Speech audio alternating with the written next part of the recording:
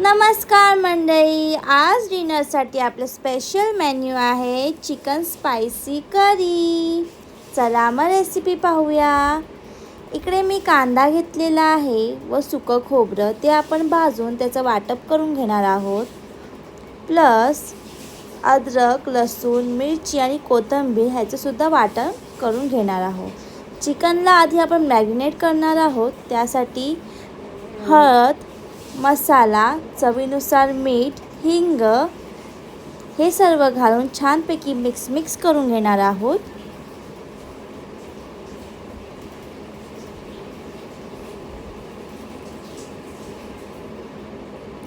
आणि 5 ते 10 मिनिटं आपण साईडला ठेवणार आहोत.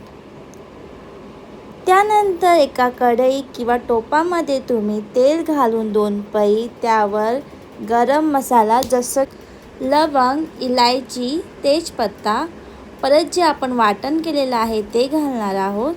त्यासोबत कांदा आणि सुकं खोबरं भाजलेलं त्याचं वाटण केलेलं आहे ते सुद्धा ॲड करणार आहोत. त्यानंतर जे मॅरिनेट केलेलं चिकन आहे ते आपण त्यात ॲड करून शिजवत ठेवणार आहोत. फास्ट फ्लेमवर आपल्याला 10 ते 20 मिनिटं शिजवून घ्यायचं आहे. चला मग रेडी झाल्यावर भेटूया.